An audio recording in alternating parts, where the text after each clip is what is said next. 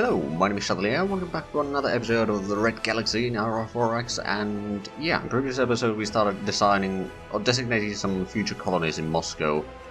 The population in our new colony in here, which still is going to miss the name probably for the end of this recording session at least, but it's already 250,000, which is a lot. Actually, they are making some infrastructure there on their own, that's good. But we may need to bring in a bit more manually. Maybe get it to 500 infrastructure or so, and then we're going to use the other 500 to start colonizing some places in Moscow instead. Probably not a terrible idea. Oh, but that means that... So this place has no... Well, I suppose they don't necessarily need a planetary government because we won't be... Oh! They got unassigned there. Was it because they died or something? I don't know. Maybe they died, or maybe they were unassigned from civilian mining colonies. Maybe they want to control the stuff themselves. Hold on. Oh, this is the place that we used to... Okay, I see. So this is where we are buying the minerals. We have a decent bit of minerals waiting here. But the thing is, once we have the mass drivers available, we'll take one to the new colony over here. And then what we'll probably do is we'll set up some limits over here for the resources. Like reserve limits. I don't know, maybe 500 each or something like that. That should be plenty for a little while. And we can start gathering up various resources from the mining colonies and such in here, and then just from here use mass driver to send it to Kazakhstan. And that should do it. Anyway, let's actually get the time running again. And you probably... Did I give you the orders to... No. But you definitely should resupply and overhaul before heading out again. Right, so we got the maintenance facilities completed, and we started on the mass drivers. Excellent. And we do have the cargo... Oh, hold on a minute. Why is the cargo one over there?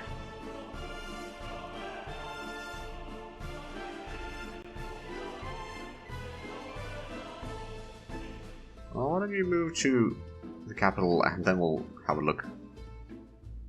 There we go. So now you're actually orbiting with the planet.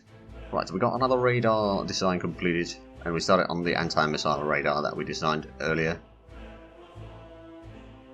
And after that we'll need to get the missile fire control, and then I suppose we could start designing some launchers and magazines. And then start designing our first military ships. Which, to be fair, do we have any fighter capacity? I don't think we do. We might want to start doing that though. At some point. But yeah, maintenance facility has... Oh, the capacity has increased to 50,000 tons, so we have room to improve. Unfortunately, our fuel production isn't quite up to it quite yet. I mean, I think we can now safely supply with fuel to exploration vessels at least, so it's not all bad, but yeah, there's still plenty of room to improve. Hold on a minute. Oh, production completed. Mass drivers. Good. Alright, so exploration 1. I want you to do your maintenance before you head out again. Right, so now that we got the mass drivers, I will load one of them, and then unload it into the new colony, or into the ruins. So unload all installations, and then move back to home. There we go. And now what I think I'm going to do is hold on a minute. I'm thinking, if I want to get 25, unfortunately I don't think there is still a possibility to, if you load installation, or rather repeat orders, there's no repeat this many times, which is a bit of a shame. Load infrastructure and then unload over there. So what I can do is that would be 4, 8, 16. If we repeat again, it's going to be 32. And then 31, 30, 29, 28, 27, 26, 25. So that should be the correct amount of infrastructure, and then we'll just put in orders to go back there. It'll take some time, but that will increase the capacity. Oh! Jump point stabilization has been completed. Excellent. Now, if I remember correctly, we do not have anything that is capable of, or in Moscow, we don't have anything that is capable of getting colonists right away. We do need to get some infrastructure there first, but I think what we will do is take the colony 1 and fleet. So there's actually no space stations fleet right now.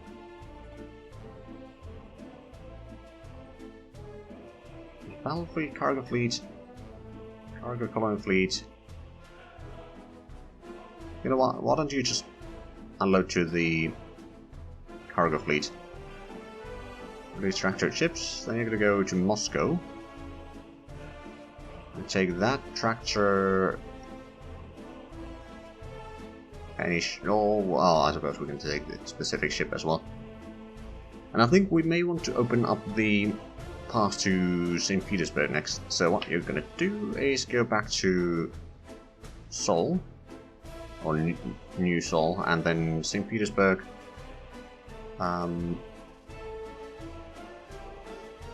Release tractor ships. And you can move back there. It will take some time. It should be alright. Overhaul completed on the jump point 1. Good. So you should be heading out again.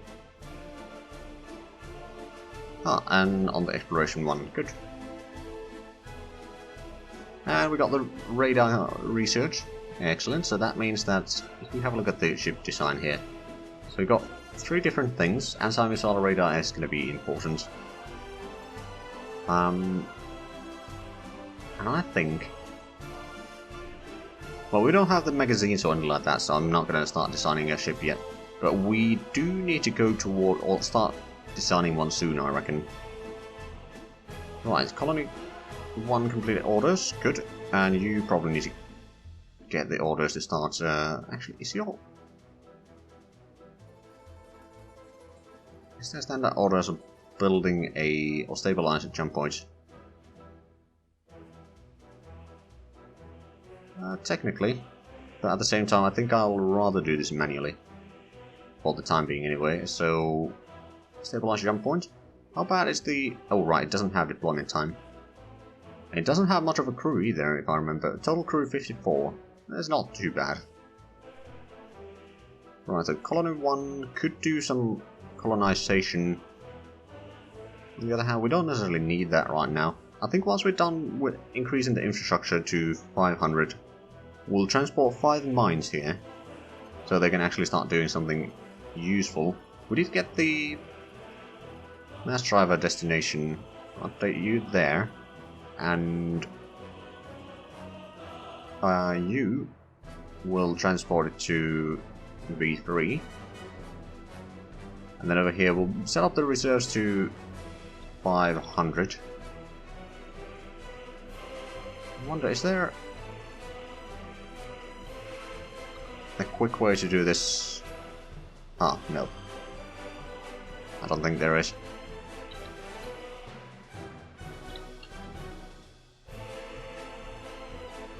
But yeah, this will give us a bit of room to do some construction in here eventually, but doesn't hoard the resources from, also that they can be used a bit more effectively than also in our capital. 500 might actually be a bit too much, but in case if there's some sort of trouble with the delivery of the resources at some point, then at least they'll have a little bit to work with in the meanwhile. Right, so that should start getting some of the resources. That's actually... Oh, research completed. We got the fire control now. I'm just going to quickly check. Do we have the resources now in here?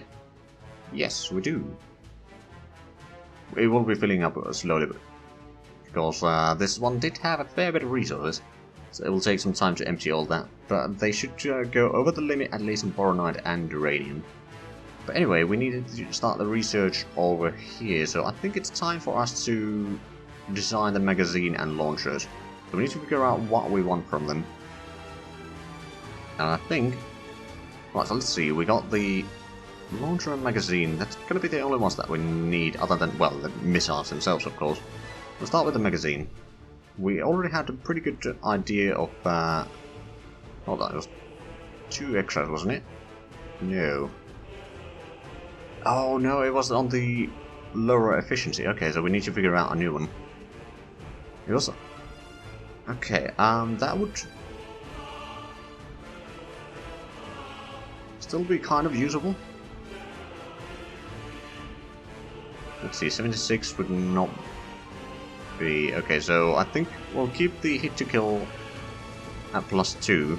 So 83 missiles per... so that gives us a bit of room to put in, say, anti-missile missiles or something like that there.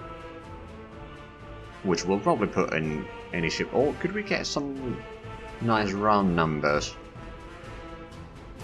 Well, 112 wouldn't be bad. Although, again, that's not dividable by 3. Why if we go for 10? So that would be 142. Is that... No. Not if we increase the hit to kill. 133. Nope.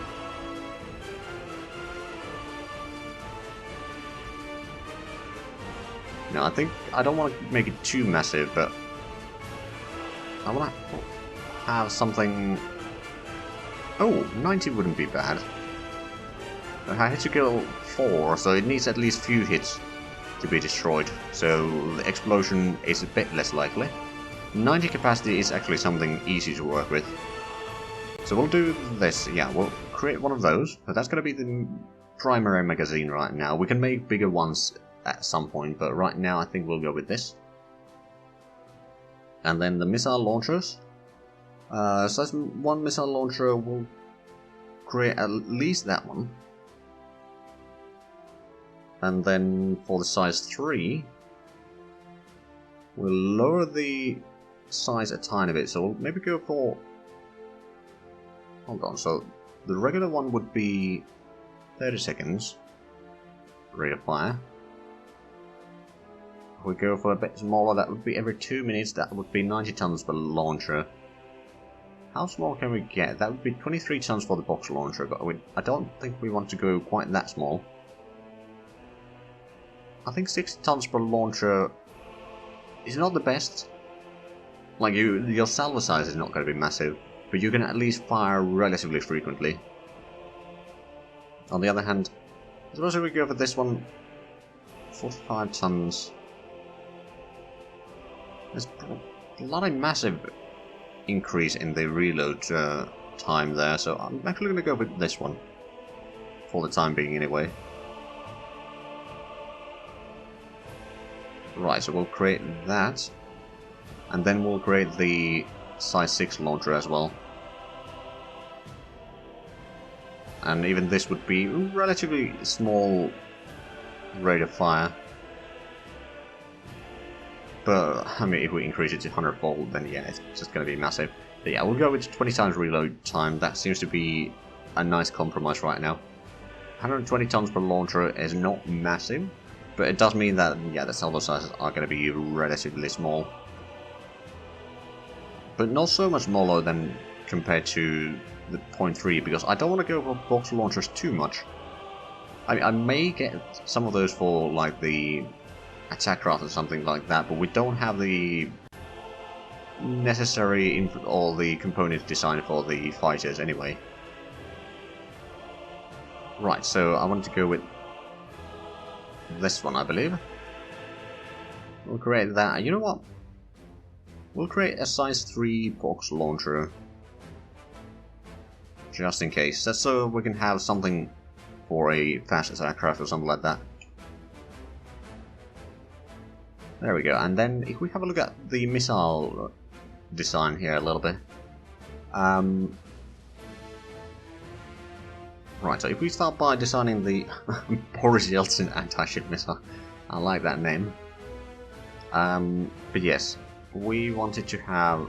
Well, we'll start with the anti-missile missile, actually. So that would be 0.34. That's going to give the warhead of 1. I mean, technically you can go with 3, 3, and then 4. But I'd rather just keep it simple, so 0.34.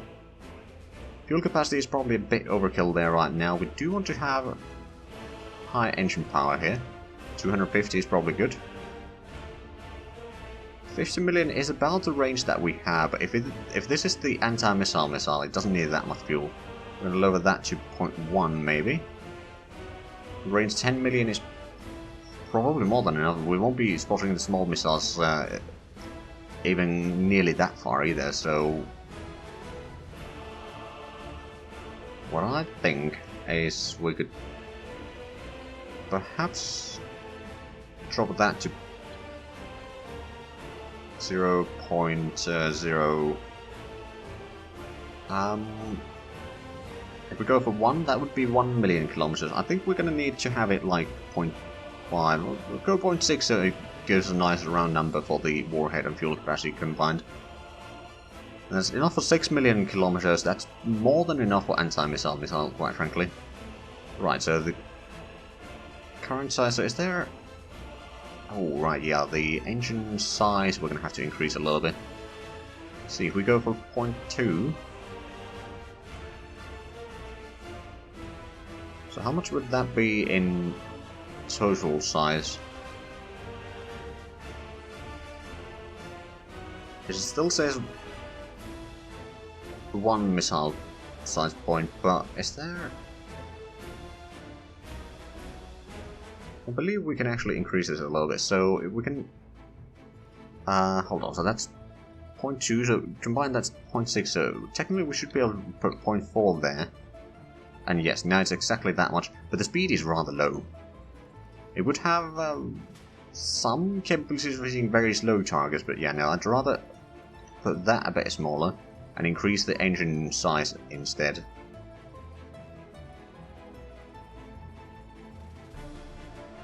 Okay, so 0.4 engine would give us... Well, I'm pretty sure that the slowest missiles that we'll be fighting is going to be at least like 5,000 kilometers per second speed, so the speed or hit chance on those is rather small. So let's actually have a look. If we go for 0.1 instead and increase this to half of the missile, it does increase the hit chance a little bit. It also increases the speed quite a bit. It increases the range because the fuel efficiency for the missile increases with the amount of engine, or the size of the engine. That would be 8,000 kilometers per second. So yeah, it has about 90% chance on the 5,000 kilometers per second missiles, 32% chance on 3,000, and 96 for the 1,000 kilometers per second. Now, to be fair, it doesn't have a massive damage. It doesn't take a massive amount of fuel either, so it's a relatively good compromise, I think. I'm sure that there are ways to make this much more optimized. I know that there are tools for it, but I just like to kind of find the good designs on my own, really. I actually wonder, if we take all the agility away and increase this to 0.6, does that? It doesn't really increase the hit chance anymore, so what about if we go for something like that? That would be slightly better hit chances. Not massively better, but it would be a slightly better. It'll also increase the range even further, so we might even be able to lower the fuel amount to 0.4 and then we'll put in 0.7 for here. The range is a bit less than 10 million, which is still bloody massive actually. You know what, I'm just gonna lower that. We go for 0.1 now, that's still in the millions. I'm gonna go for hold on, 9? No, we can go for 0.1 on the agility, so it's over 10% chance of hitting anything going 10,000 kilometers per second. 20% or 21% for 5 kilometers. That's not really the right term. But anyway, I think this is actually not bad for anti-missile missile. Now, the technology is still very crude, so the speeds are low and all that, but I think this will work. I mean, eventually we'll be able to get the engine power even higher, which will make a huge difference. It has over 100% chance of hitting the 1 km per second targets. Right, so we'll create that. Then we'll go for the size 3 missile, so that would be it. I want it to be able to do at least 4 points of damage, so we'll add in an extra point in there. Probably add in at least 0.1 there, and we can increase the engine size quite a bit.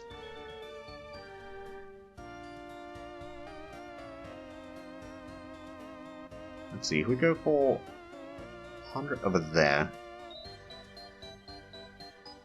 1.6 there, and then that means that we can put in this to 0.5. So how bad would that be? Not massively good speed. Not massively good speed. Hit chances are also rather low, so it might be better for us to actually lower the agility a little bit and put that into better engines. So that would have the warhead strength of 4, which is not bad. A speed of 6,400 km per second. Oh, but the fuel range is actually way too small right now. Ah, okay. We can put that to 0.2 and increase that to 2.6. That would be 30 million, but that's still way below the range that we need. If we put that to 0.4 then, it's getting closer. We should have 0.5. That means that we can't have basically any agility, or we need to lower the engine size again. Okay, that would be over 50 million range at least. The hit chances on the other hand are rather small, so I don't think this is going to work quite like this. If we lower the amount of warhead strength right now, let's say we go for just 1/3 of the missile is going to be the warhead strength. I'm going to increase the engine size again. Now, sure enough, it's not quite optimal, because you'd rather have the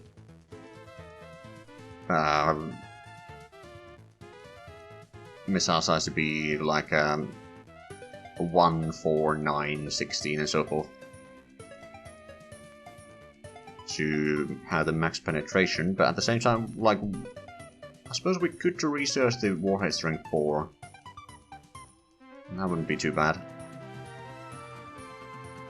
But anyway, we got the fuel. Okay, now we can actually lower the fuel a tiny bit there.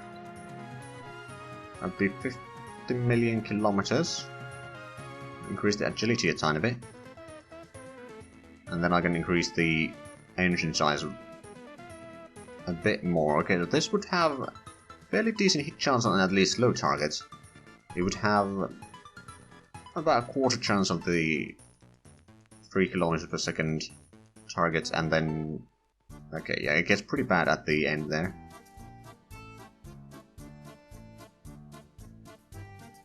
Right, so I'm not entirely sure if this is going to be perfectly viable, but we'll create this as a placeholder, essentially.